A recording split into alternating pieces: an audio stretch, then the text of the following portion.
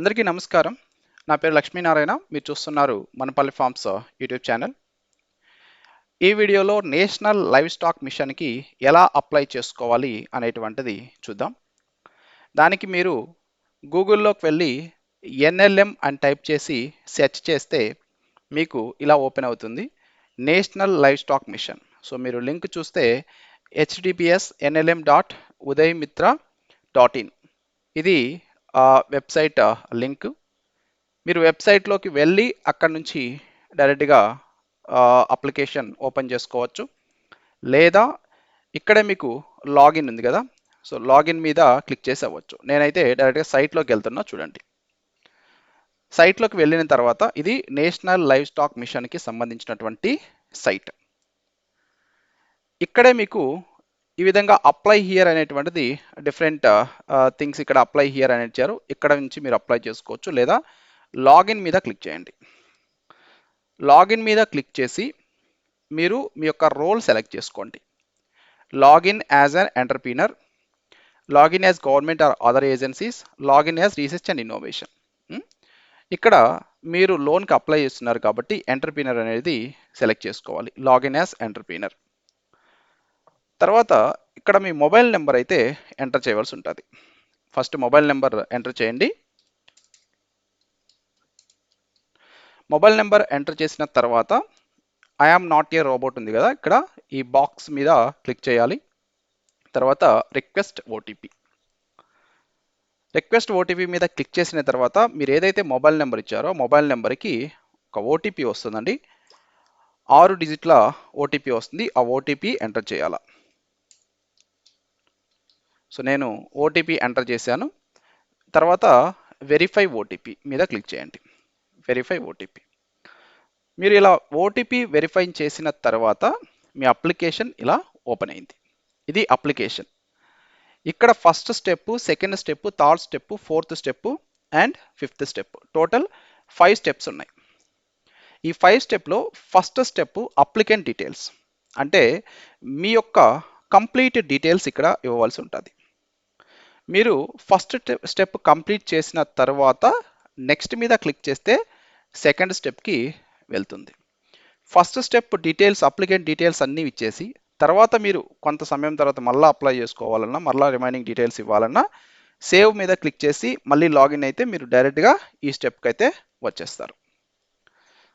Okay, first ఇప్పుడు applicant details అయితే ఇవ్వకుండా నేను నెక్స్ట్ క్లిక్ చేస్తున్నా. ఏమవుతుందో చూడండి. ఇవన్నీ కూడా మ్యాండేటరీ ఫీల్డ్స్ కాబట్టి ఖచ్చితంగా మ్యాండేటరీ ఫీల్డ్స్ ఎంటర్ చేయమనేది క్లియర్గా ఇక్కడ చెప్తా ఉంది. First submission for assistance drop down వచ్చింది కదా, మీరు బ్రీడ్ డెవలప్మెంట్ కోసం మీరు అప్లై చేయాలనుకుంటున్నారా, ఫీడ్ అండ్ ఫోడర్ కోసం అప్లై చేయాలనుకుంటున్నారా, లేకుంటే research and development, live stock insurance, extension innovation గురించి చేయాలనుకుంటున్నారా. ఇక్కడ breed development of live stock and poultry అనేది నేను సెలెక్ట్ చేసుకుంటున్నాను. మెయిన్గా అంటే మెయిన్గా ఏంటంటే ఇవి కోళ్ళు పెంచడం కానీ, లేదంటే గొర్రెలు మేకలు పెంచడం కానీ, ఇవన్నీ కూడా బ్రీడ్ డెవలప్మెంట్ కిందకి మెయిన్గా వస్తాయి కాబట్టి నేను ఇది సెలెక్ట్ చేస్తున్నా. తర్వాత select sub scheme name select చేసుకోమంటున్నారు. Establishment of entrepreneurship for breed development of rural poultry కోసం, అంటే రూరల్ గ్రామీణ ప్రాంతాల్లో ఈ నాటుకోళ్ళ పెంపకం దానికి సంబంధించి ఇది. తర్వాత establishment of entrepreneur for breed development in small ruminant sector, sheep and goat farming కోసంగా. ఓకే, తర్వాత ప్రమోషన్ ఆఫ్ పిగ్గరీ ఎంటర్ప్రీనర్ కోసంగా. నేనైతే ఇక్కడ మెయిన్గా breed development of rural poultry అనేది సెలెక్ట్ చేసుకుంటున్నా. తర్వాత అప్లికెంట్ కేటగిరీ ఇచ్చారు. సో అప్లికెంట్ కేటగిరీలో మీరు ఇండివిజువల్గా అప్లై చేయాలనుకుంటున్నారా, లేదంటే ఒక సెల్ఫ్ హెల్ప్ గ్రూప్ ద్వారా అప్లై చేయాలనుకుంటున్నారా, లేదంటే ఫార్మర్ ప్రొడ్యూసర్ ఆర్గనైజేషన్ ద్వారా అప్లై చేయాలనుకుంటున్నారా, ఫార్మర్స్ కోఆపరేటివ్ ఆర్గనైజేషన్ కింద అప్లై చేయాలనుకుంటున్నారా, జాయింట్ లైబిలిటీ గ్రూప్ ద్వారా అప్లై చేయాలనుకుంటున్నారా, లేకపోతే సెక్షన్ 8 అని ఇలా డిఫరెంట్ ఇచ్చారు. నేనైతే ఇండివిజువల్, సో నేను ఇండివిజువలే సెలెక్ట్ చేసుకుంటున్నా. ఇవి ఇంతవరకు దీంట్లో డీటెయిల్స్ ఎంటర్ చేసాం. తర్వాత అప్లికెంట్ డీటెయిల్స్, ఇక్కడ అప్లికెంట్ నేమ్ అనేటువంటిది ఎంటర్ చేయాలి. ఫుల్ నేమ్ ఎంటర్ చేయాలండి. మీరు ఏదైతే అడ్రస్ ప్రూఫ్ అవన్నీ కూడా సబ్మిట్ చేస్తారు కదా వాళ్ళకి, కాబట్టి మీ ఆధార్ కార్డు కానీ ఇలాంటి వాటిలో మీకు ఏదైతే నేమ్ ఉంటుందో ఆ ఫుల్ నేమ్ అనేది ఇక్కడ ఎంటర్ చేయడం అనేది చాలా ఇంపార్టెంట్. నేనైతే ఫుల్ నేమ్ ఎంటర్ చేస్తున్నా. ఓకే, నేనైతే ఫుల్ నేమ్ ఎంటర్ చేసిన. తర్వాత అడ్రస్లో మీకు పిన్ కోడ్ ఎంటర్ చేయాలి, స్టేట్ ఎంటర్ చేయాలి, మీ డిస్ట్రిక్ట్ ఎంటర్ చేయాలి, తర్వాత మీరు ఉండేటువంటి టౌను, తర్వాత మీ అడ్రస్ లైను, మీ పాన్ నెంబర్ కూడా అడుగుతుంది, పాన్ నెంబరు ఎంటర్ చేయాల్సి ఉంటుంది. మీకు ఒకవేళ పాన్ నెంబర్లో సిఐఎన్ నెంబర్ కూడా అడుగుతుంది. ఒకవేళ కంపెనీ అయితే సిఐఎన్ నెంబర్ అడుగుతుంది, ఇది కూడా మీరు కంపెనీ అయితే ఎంటర్ చేయవచ్చు. నేనైతే పిన్ కోడ్ ఎంటర్ చేస్తున్నా.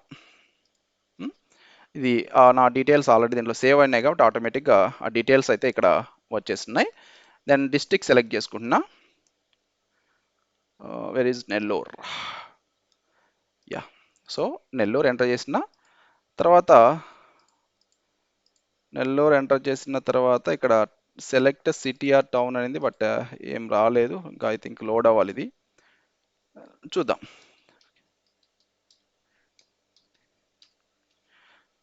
నేను పాన్ నెంబర్ కూడా ఎంటర్ చేసిన.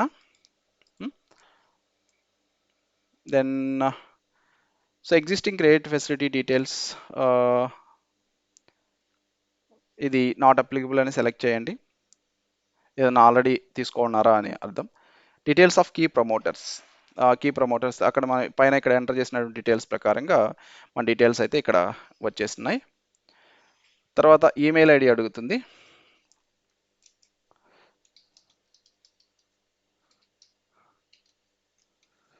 నేనైతే మెయిల్ ఐడి ఎంటర్ చేస్తున్నా. తర్వాత డేట్ ఆఫ్ బర్త్, ఇక్కడ email ID date of birth select చేసుకున్న తర్వాత కేటగిరీ సెలెక్ట్ చేసుకోవాలి. అంటే మీ క్యాస్ట్ జనరల్, ఓబీసీనా, ఎస్సీ, ఎస్టీనా సెలెక్ట్ చేసుకోవాలి. తర్వాత జెండర్ సెలెక్ట్ చేసుకోవాలి. సో కేవైసీ కోసం పాన్ నెంబర్ అడుగుతున్నారు, మీ పాన్ నెంబర్ ఇవ్వాలి.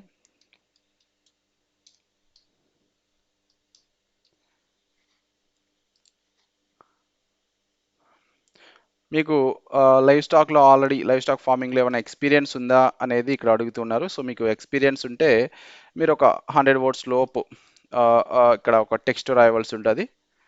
తర్వాత ఎడ్యుకేషనల్ క్వాలిఫికేషన్ అడుగుతూ ఉన్నారు. మీరు గ్రాడ్యుయేషనా, అండర్ గ్రాడ్యుయేషనా, పోస్ట్ గ్రాడ్యుయేషనా, లేకుంటే అదరా అనేటువంటిది. మీరు 12th లోపు కనుక చదివి ఉన్నట్లయితే అండర్ గ్రాడ్యుయేషన్ ఇవ్వండి. తర్వాత 12th అబోవ్ మీరు గ్రాడ్యుయేషన్ చేసిన, డిగ్రీ చేస్తుంటే గ్రాడ్యుయేషన్, దానికి పైన చేస్తుంటే పోస్ట్ గ్రాడ్యుయేషన్. తర్వాత whether attended any livestock farming related trainings అని అడుగుతున్నారు. ట్రైనింగ్స్ ఏమైనా అటెండ్ అయినారా అంటున్నారు.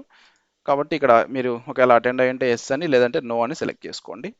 తర్వాత annual income from agriculture business activities అంటున్నారు. మీకు ఎంతవరకు ఇన్కమ్ వస్తుంది మీ వ్యవసాయ ఆధారిత వాటి ద్వారా అంటున్నారు. మీరు మీకు ఎంత అయితే వస్తుందో దాన్ని బట్టి మీరు ఇక్కడ సెలెక్ట్ చేసుకోవచ్చు అండి. 0 నుంచి 2.5 lakh, అబోవ్ 15 lakh కూడా ఇక్కడ ఇచ్చున్నారు. నేనైతే ఒక సమ్ అమౌంట్ అయితే ఇక్కడ సెలెక్ట్ చేసిన. మీరు అగ్రికల్చర్ మీకు వచ్చేసి బట్టి ఇన్కమ్ దాన్ని బేస్ చేసుకొని కూడా వాళ్ళు లోన్స్ అడిగేదానికి అవకాశం ఉంటుంది. సో డీటెయిల్స్ అన్ని ఎంటర్ చేసిన తర్వాత ఇప్పుడు నెక్స్ట్ మీద నేను క్లిక్ చేస్తున్నా, చూసారా. సో ఇప్పుడు ప్రాజెక్ట్ డీటెయిల్స్లోకి వచ్చింది. నెక్స్ట్ స్టెప్లోకి అయితే మనం వచ్చినాం. సెకండ్ స్టెప్లో ఏమడుగుతున్నారు, brief description of proposed project including expected out of the project అన్నారు. అంటే మీ యొక్క ప్రాజెక్ట్ ఏదైతే మీరు ఇక్కడ ప్రపోజ్ చేస్తున్నారో దాని గురించి బ్రీఫ్గా రాయమని చెప్పారు. ఒక 200 wordsలో రాయమన్నారు. ఇది మ్యాండేటరీ అండి, మ్యాండేటరీ, ఖచ్చితంగా రాయవలసి ఉంటుంది. ఓకేనా. బ్రీఫ్ డిస్క్రిప్షన్ నేను రాస్తున్నా. నేనైతే సమ్ బ్రీఫ్ డిస్క్రిప్షన్ కొంతవరకు రాశాను. తర్వాత అడ్రస్, మీరు ఎక్కడైతే పెట్టాలనుకుంటున్నారో దాని అడ్రస్ అడుగుతున్నారు. మీ అడ్రస్ మీరు ఏదైతే ఉంటారో మీ ఆధార్ అడ్రస్, ఆ అడ్రస్ ఇస్తేనే better. And then district select చేసుకోవాలి. సో ఇంతవరకు మీరు సెలెక్ట్ చేసుకున్న తర్వాత లొకేషన్ కూడా అడుగుతూ ఉన్నారండి వీళ్ళు. లొకేషన్ మీరు డైరెక్ట్గా ఇక్కడ నుంచే ఇవ్వాల్సి ఉంటుంది. జిఐఎస్ లొకేషన్ అడుగుతున్నారు డైరెక్ట్గా. అంటే లేదంటే మీ లాంగిట్యూడ్, లాటిట్యూడ్ ఏంటి అనేది కూడా అడుగుతున్నారు. నేనైతే డైరెక్ట్గా లొకేషన్ మీద సెలెక్ట్ చేస్తే దీని మీద క్లిక్ చేస్తే ఆటోమేటిక్గా మీ లాంగిట్యూడ్, లాటిట్యూడ్ అనేటువంటివి వచ్చేస్తూ ఉన్నాయి.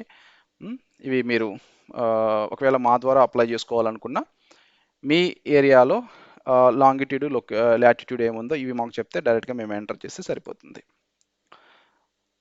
స్టేటస్ ఆఫ్ ల్యాండ్, మీరు ఓన్ ల్యాండ్ ఉందా, లీజ్ ల్యాండ్ అని అడుగుతున్నారు. కాబట్టి మీరు ఏదైనా ఉండేదానికి అవకాశం ఉంటుంది. మీ లీజ్ ల్యాండ్ ఉన్నా కూడా లోన్ వస్తుంది, ఎందుకంటే మీకు ఇక్కడ 2 ఆప్షన్స్ అనేది వాళ్ళు ఆల్రెడీ ఇచ్చున్నారు కాబట్టి. తర్వాత మీ యొక్క ప్రాజెక్ట్ ఎంతమంది ఎంప్లాయీస్ అనేది అడుగుతున్నారు. మీరు మీ ప్రాజెక్ట్ని బట్టి మీరు ఎంతమంది ఎంప్లాయీస్ అనేది సెలెక్ట్ చేసుకోవచ్చు. Number of small farmers propose to be integrated. Okay, ఇది ఎంతమంది దీనికి ఇంటిగ్రేట్ చేయబడినారు అనేది. కాస్ట్ ఆఫ్ ది ప్రాజెక్ట్, ఎంత ఓవరాల్ కాస్ట్ అనేటువంటిది ఇక్కడ అడుగుతున్నారు. ఓవరాల్గా ఒక 50 ల్యాక్ ప్రాజెక్ట్ అనుకోండి. సో 50 ల్యాక్ ప్రాజెక్ట్ అయితే దీంట్లో మీరు కాస్ట్ ఆఫ్ ది కన్స్ట్రక్షన్ వచ్చేసి లైక్ ఒక 15 ల్యాక్స్ కన్స్ట్రక్షన్ చేసుకోండి అన్న. తర్వాత రిమైనింగ్ ఒక 15 ల్యాక్స్, ఒక 30 ల్యాక్స్, రైట్, ఒక 30 ల్యాక్స్ నేను ప్లాంట్ అండ్ మిషనరీకి ఎంటర్ చేస్తున్నా.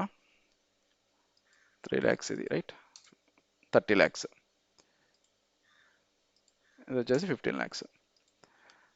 తర్వాత టోటల్ ఇది 45 ల్యాక్స్ అయింది కదా. సో ఇక్కడ ఒక 5 ల్యాక్స్ ఎంటర్ చేస్తున్నా. మిస్లేనియస్ అండ్ ఫిక్స్డ్ అసెట్స్కి 5 ల్యాక్స్. నా ఇప్పుడు total cost of the project 95 lakh అయింది. ఎక్కడ ఎక్స్ట్రా యాడ్ చేసిన, ఇప్పుడు 50 ల్యాక్స్ అయింది. 50 ల్యాక్స్ ఇది ఓవరాల్ ప్రాజెక్ట్ కాస్ట్. తర్వాత మీన్ ఆఫ్ ఫినాన్స్ వచ్చేసి బ్యాంక్ ద్వారానా లేకుంటే ఓన్ సోర్సెస్ అంటున్నారు. త్రూ బ్యాంక్ అప్లై చేసుకుంటారు కాబట్టి ఇక్కడ అమౌంట్ ఎంటర్ చేయండి. అప్లికెంట్ షేర్ ఎంత, whether subsidy for this purpose have been availed earlier, no. ఏదైనా ప్రీవియస్గా దీని మీద సబ్సిడీ పొందున్నారా అనేది నో సెలెక్ట్ చేస్తున్నా నేను. Source of applicants share, capital ద్వారానా, internal actuals, internet free, unsecured లోనా, others. Source of applicant share వచ్చేసి క్యాపిటల్ అని పెట్టుకోండి సరిపోతుంది. మీరు అమౌంట్ ఇస్తామంటే. And name of the bank మీరు సెలెక్ట్ చేసుకోవాలి. ఏదో ఒక బ్యాంక్ సెలెక్ట్ చేసుకోండి. లైక్ మీకు ఏదైతే మీరు ఫస్ట్ వెళ్ళి తీసుకుంటారో ఆ బ్యాంకే సెలెక్ట్ చేసుకోండి. మీరు ఏదైతే అప్రూవల్ తీసుకుంటారో ముందుగా బ్యాంక్తో మాట్లాడుకోవాలి కాబట్టి ఆ బ్యాంకే తీసుకోండి. నేనైతే బ్యాంక్ ఆఫ్ ఇండియానే సెలెక్ట్ చేస్తున్నా ఇక్కడ. మన ఊరికే అప్లై చేసేదానికి మీకు చూపించడానికే నేను రియల్గా అప్లై చేయట్లేదు కాబట్టి ఏదో ఒక ఐఎఫ్ఎస్సి కోడ్ కూడా ఏదో ఒకటి నేనైతే సెలెక్ట్ చేసుకుంటున్నా. సెలెక్ట్ చేసుకొని నెక్స్ట్ ప్రొసీడ్. కాబట్టి ఇక్కడ 100 రూపీస్లో చెప్పమంటున్నారు కాబట్టి ఇక్కడ అప్లికెంట్ షేర్ ల్యాక్స్లో ఎంటర్ చేయాలి కదా. 10 ల్యాక్స్ ఎంటర్ చేసిన. అమౌంట్ ఆఫ్ సబ్సిడీ ఓవరాల్గా 50 ల్యాక్స్ అంటే 40 ల్యాక్స్లో 20 ల్యాక్స్ సబ్సిడీ అన్నట్టు. తర్వాత లోను ఒక 20 ల్యాక్స్, నౌ 50 ల్యాక్స్, రైట్. ఏమైనా డేటా ఎంటర్ చేయాలా? యా. సో నా ప్రాజెక్ట్ డీటెయిల్స్ అయిపోయినాయి. ప్రాజెక్ట్ డీటెయిల్స్ కంప్లీట్ అయిన తర్వాత బ్యాంక్ అకౌంట్ డీటెయిల్స్ అడుగుతున్నారు ఇక్కడ. ఈ బ్యాంక్ అకౌంట్ డీటెయిల్స్ అయితే ఇవ్వాల్సి ఉంటుంది. బ్యాంక్ నేమ్, నేను అక్కడ బ్యాంక్ ఆఫ్ ఇండియా సెలెక్ట్ చేస్తే బట్ నాకు బ్యాంక్ ఆఫ్ ఇండియా అకౌంట్ లేదు. బట్ నేను ఏదో ఒకటి ఎంటర్ చేస్తున్నా మీకు జస్ట్ చూపించడానికే కాబట్టి.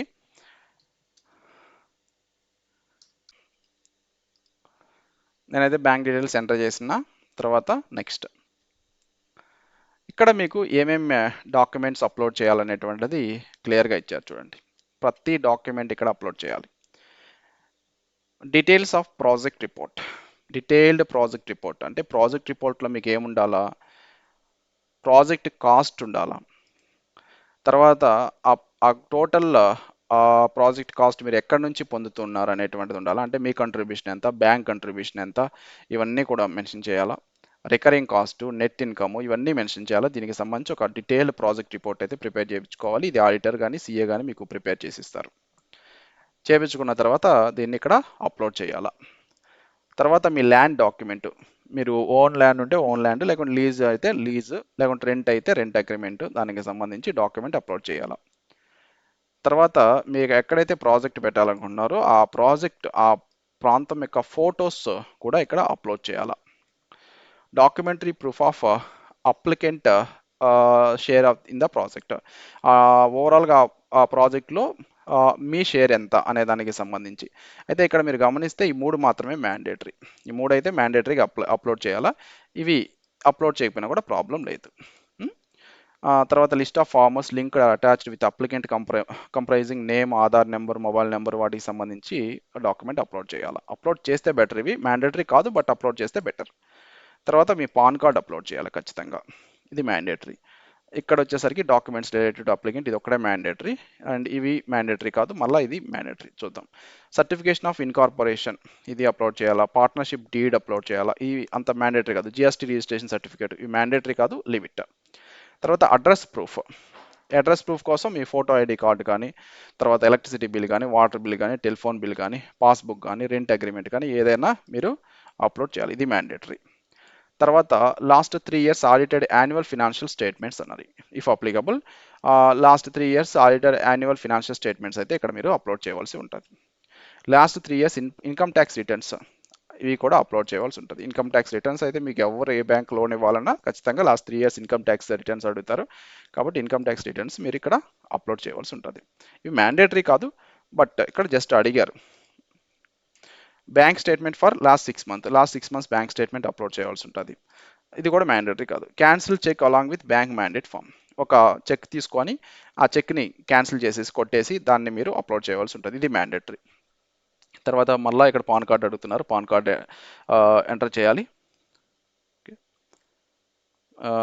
ఆధార్ కార్డ్ అడుగుతున్నారు, ఆధార్ కార్డ్ అప్లోడ్ చేయాలి.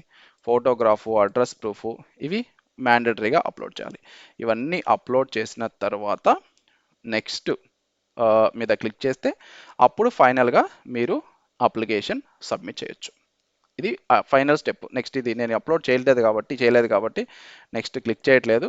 ఇవి అప్లోడ్ చేసి మీరు నెక్స్ట్ క్లిక్ చేస్తే సబ్మిట్ అప్లికేషన్, మీకు ఓవరాల్ మీరు ఎంటర్ చేసినటువంటి డేటా మొత్తం ఒక అప్లికేషన్ ఫార్మేట్లో చూపిస్తుంది. దాన్ని అవన్నీ ఒకసారి మీరు చూసుకున్న తర్వాత అన్ని కరెక్ట్ అనుకుంటే అప్పుడు మీరు ఈ 5th స్టెప్లో మీ అప్లికేషన్ని సబ్మిట్ చేయొచ్చు.